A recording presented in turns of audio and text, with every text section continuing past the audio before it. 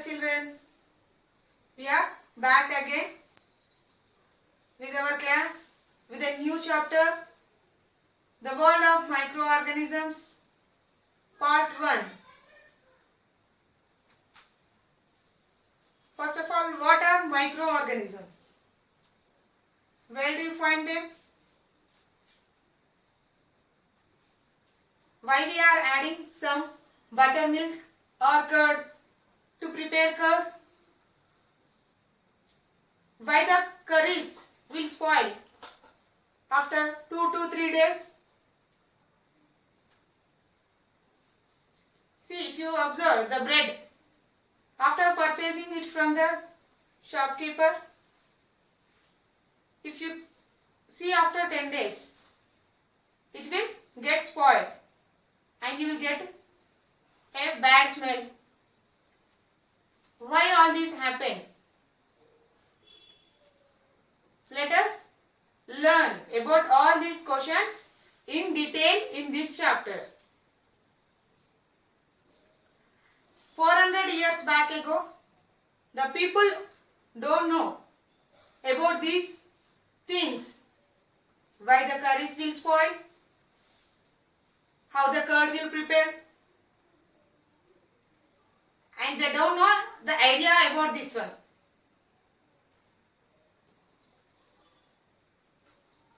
The discovery of microorganisms. The discovery of microorganisms was done by the scientist Antony van Leeuwenhoek. In the previous chapter, we have discussed about him. He was the first scientist to study about microorganisms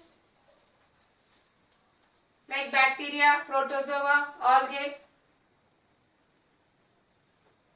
The microbiology was born as a science in the year 1674 by Antony van Leeuwenhoek by observing some lake water. This was observed under microscope by him, and this led to know about microorganisms.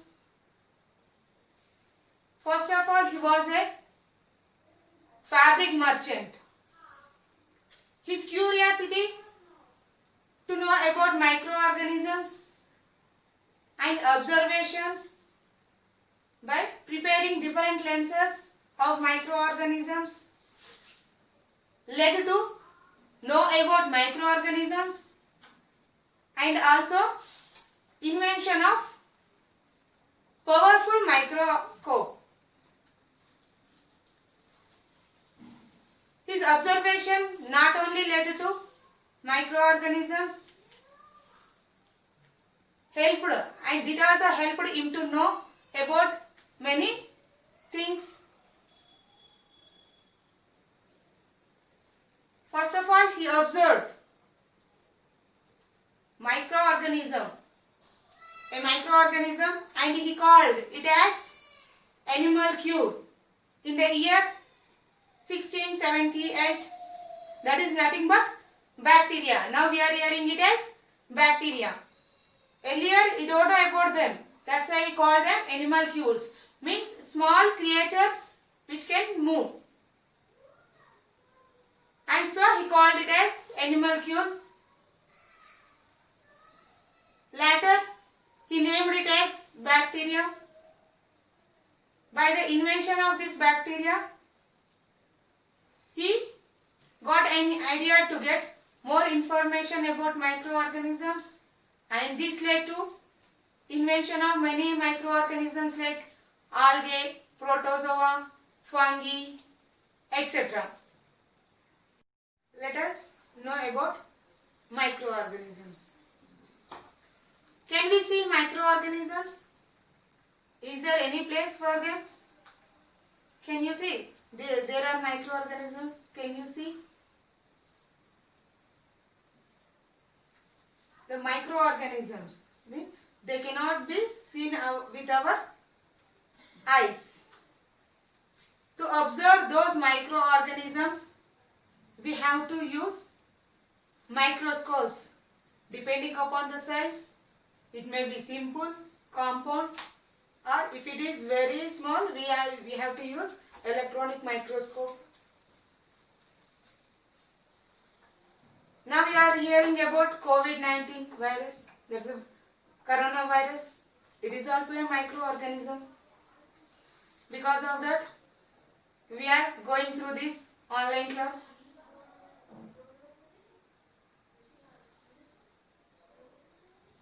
Just now I have said about curd. How the curd will be prepared? Why we are adding curd to the milk to prepare curd? Nothing but we are inoculating a bacteria into the milk to make that milk into curd. Then you will get a question. Ma'am, it's a microorganism now. Why we are eating that curd? Yes, it is a microorganism only. That is nothing but lactic bacilli. Why we are eating means it is good for us. It helps in the digestion. There are many microorganisms around us, on our body, on our hair, in our stomach. Some are useful and some are harmful to us. The lactic bacilli, which helps in digestion, is a useful bacteria. Whereas another example for harmful bacteria are, if you see, just now I said about the curries will spoil after 2 to 3 days. Why? Because the microorganisms which enter into that curry, those organisms will spoil that curry. Means they will feed on them and release some chemicals. Due to that, we are getting bad odor from the curry. Even you can see white patch-like or hair-like structures are seen over the as a layer on the curries. You can see on the bread also. If you keep a bread pack for over 15 days, you will get white or black patches over it. That is nothing but fungi. It is also a microorganism. And even you can get bad smell from that bread. If you go through this, there are microorganisms, many microorganisms. Some are useful to us and some are very harmful to us, like corona. Children, now I will show some pictures of some microorganisms. Try to write those organisms' names and have a rough picture on them.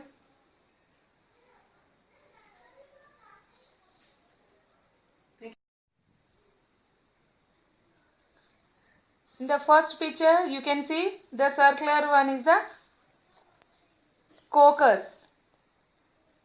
And depending upon the shape, the bacteria is divided into many types. If you see the circular one, we call it as coccus. The middle one, the rod shape, is called bacilli. And the last one, you can see the lactobacillus. That is the bacteria present in the curd. In the second row, you can see the pictures of fungi. One is the penicillium. Next one is the rhizopus. That is the example you can see on the bread. And the last one is aspergillus. And the last row represents the about protozoas. Example for protozoas are amoeba, paramecium, verticella. Children, you can see the pictures of algae. The example for algae are Chlamydomonas, Spirogyra, diatoms, etc. These are the pictures of microarthropods.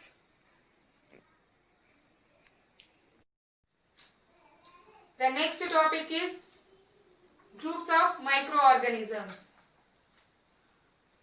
Let us study more about microorganisms that belong to groups like algae, fungi, protozoa, bacteria and microarthropods. In that, the first one is microorganisms in water. For that we have to perform an activity. To perform that activity we have to collect some water from pond or lake, and even the greenish structures. We have to take the scraps of the greenish structures at the sides of the lake, observe that water and scraps under the microscope. Then you will get, by observing that, you will get the pictures that you have seen from your textbook. Those are nothing but algae. These structures can be regularly seen near our places, especially in the rainy season where the water is stagnated more, or in the moist places, or sometimes you may see at the bottom of the walls also. Those are greasy-like structures. In the water they will move like small bushy plants. Those are nothing but algae. Next, observing fungi. For observing fungi, you can see on the bread mold. The rotten bread mold, if you observe, you will get small thread-like structures which may white or black in color. Even you can see these structures on the rotten food items and also on tree trunks.